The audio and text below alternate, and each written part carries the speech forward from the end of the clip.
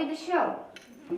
Our first speaker tonight is Linda Murphrey, and she's a popular inspirational speaker and expert in human behavior as a certified personal and professional development coach, a practitioner of neuro-linguistic programming, and student of interpersonal dynamics for over 25 years. She has been educating, speaking, and mentoring people on how to reach their dreams, thrive in the midst of change, and fulfill their highest destiny, both personal and professional. A seasoned sales and business development expert, business owner, speaker, and inner success coach, Linda offers a vast breadth of experience and expertise. She has served as a consultant to many individuals and corporations, and she has been instructing and impassioning executive management, sales professionals, and entrepreneurs to realize their goals and dreams. But perhaps Linda's greatest achievement is as an empowered survivor, as you will hear in her deeply moving story tonight, from cult to courage. Please welcome the lovely and very courageous Linda Murphrey.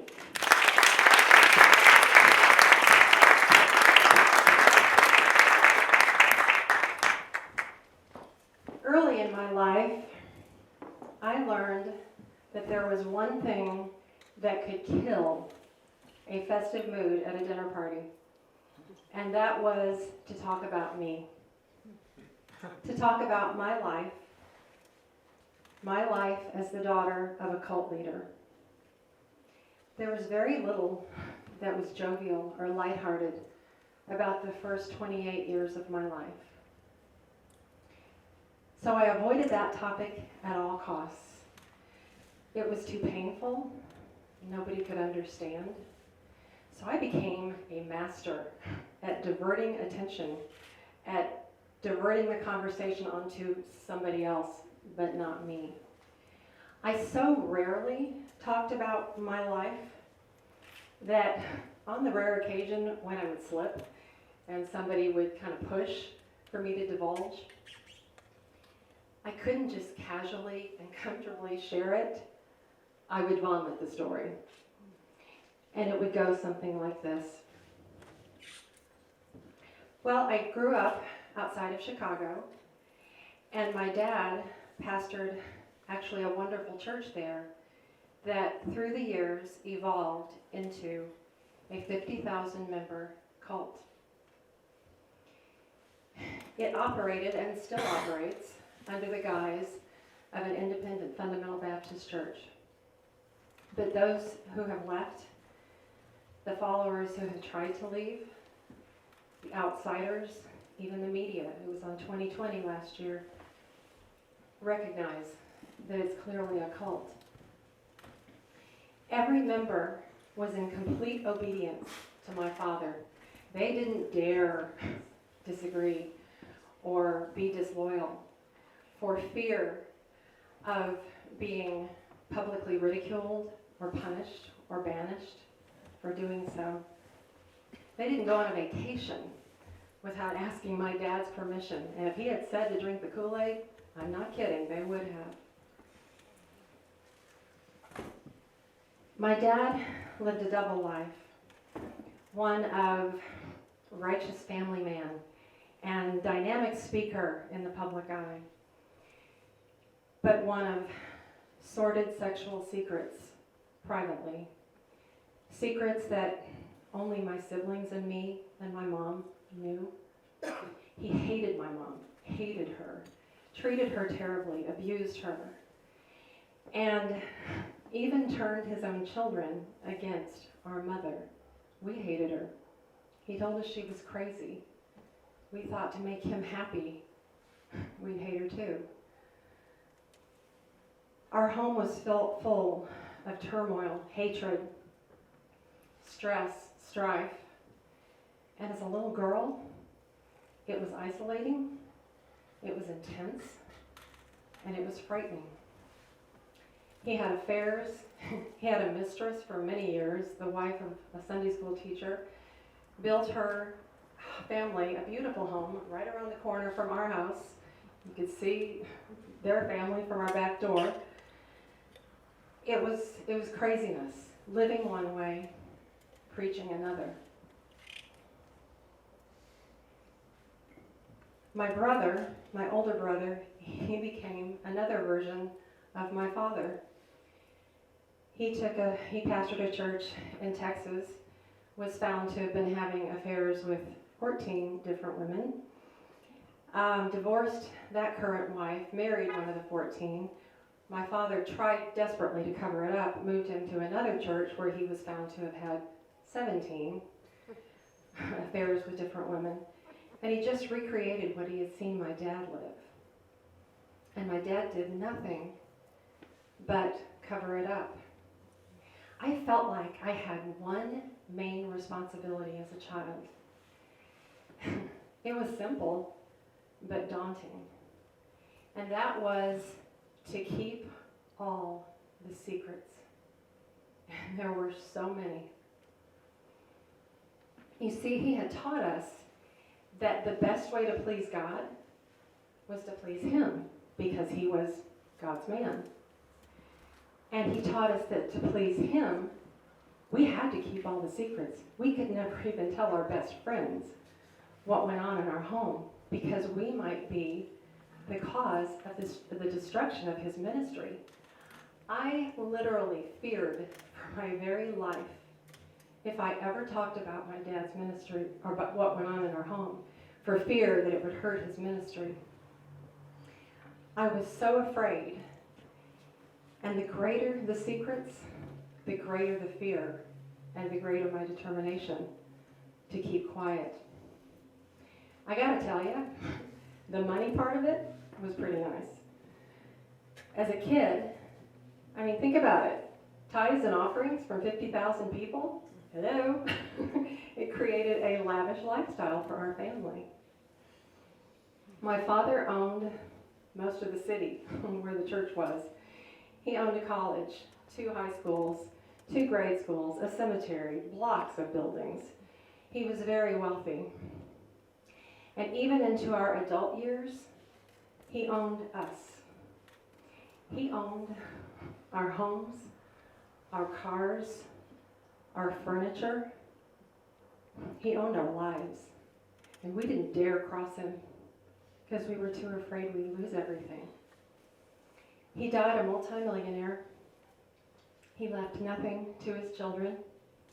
He left everything to the organization, which my younger sister and her husband now lead. And they still perpetuate his legacy, the strict rules, the undying loyalty, and they still try to keep all the secrets. I never understood, why was I the only one of the 4 kids so tortured by the hypocrisy, so disturbed by the mind control over thousands and thousands of people, and so determined to find a better life? Why was I the only one that insisted on answers to my questions? And why was I the only one that ultimately broke away and cut ties with the brainwashing, the oppression, the fear, the secrets, and the life that had never been my life? I finally walked away when I was about 28 years of age, then being estranged from my entire family. And I did not see my family again until many years later at my dad's funeral. Okay, see what I mean? Not a story to share at a dinner party. I really got to the point after I left there that I couldn't talk about me. For one thing, who would understand? For another thing, it was too hard. It hurt too bad. So I made a mental note in permanent marker that said, must never talk about my life. And for many years, I didn't. I couldn't. However, wonderful things have happened through the years since I left there. Therapy, a lot of therapy, deprogramming, freedom from the mind control, and I began to heal and learn and accept and forgive, and even learn to be thankful for that bizarre life that I had, because I realized I was learning some amazing lessons from not only being there, but from having the guts to leave. And I now have values that are deeply carved in my very soul from that experience. Values you don't get from reading a book or from a workshop or another person. Values that are only this deeply ingrained when you live what I lived. Because my dad was a cult leader, I now embrace 3 values, and no one will ever take these away from me. The first one is freedom. Freedom to explore my own interests. Freedom to live within my own value system.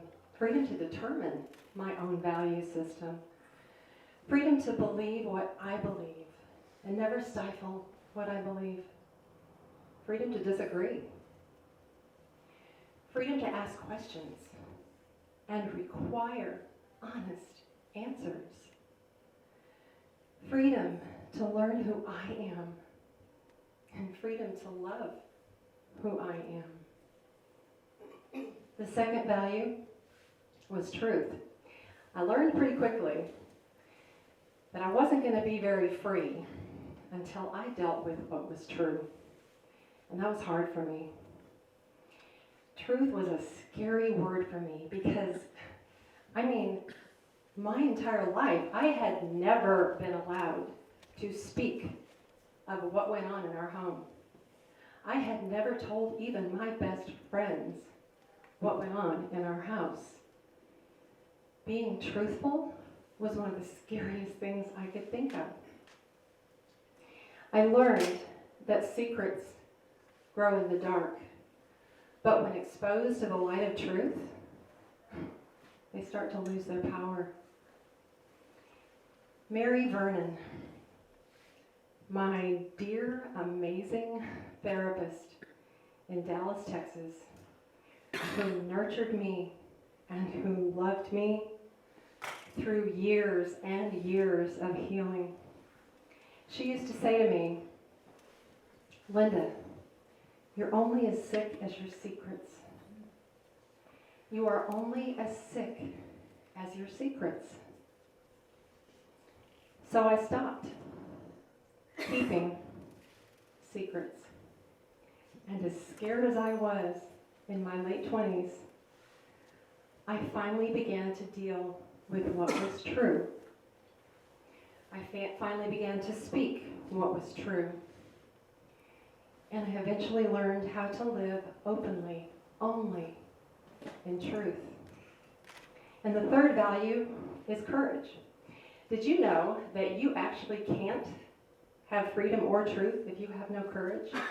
Courage is a requirement for both. You may desire to live in complete freedom and complete truth, but if you're lacking in courage, you will live in neither one. In my late 20s, I had a tiny shred of courage. Not much, but it was all I needed. Because my desire to live and be free and honest was so great that that teeny shred of courage that I had was enough to allow me to walk away. I have a plaque on my desk that I have had for years, and it's gone with me everywhere I've ever moved. It says, The secret to happiness is freedom, and the secret to freedom is courage. And that resonated with me. I knew I wasn't going to be happy unless I was free, but I knew I wasn't going to be free unless I could muster up some courage to get out of there. I had to cling to and act upon that tiny shred of courage in order to finally leave a cult, the only friends I'd ever known, my childhood connections, my history, my family, knowing that in doing so, I would finally have what I had longed for my entire life, and that was freedom, truth. Freedom, truth, courage. 3 words that may be kind of trite and overused to some people. To me, they are the air that I breathe. Values upon which I insist on living and loving in my life. Oh, and one other thing I actually now value: sharing my story, talking about me. Who would have thought? I now recognize that it's in sharing my story that I can so passionately share with you my values. Values gained from 28 years of an emotional prison that kept my heart under lock and key and kept my mind from knowing what I knew. You know, I sometimes wonder if perhaps living in the absence of our values is what can most clearly determine what indeed our values are.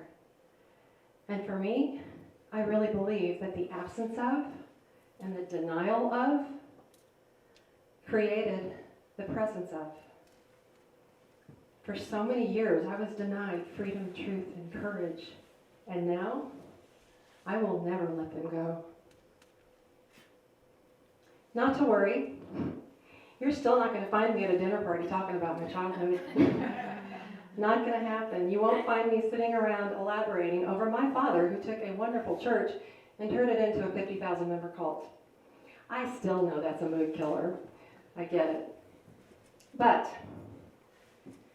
you will find me here and in other appropriate settings, especially if I can help somebody, talking about my life with sincere gratitude for all that I've learned in spite of and because of living in the absence of freedom, truth, and courage. And thank God, I now am all 3. Thank you.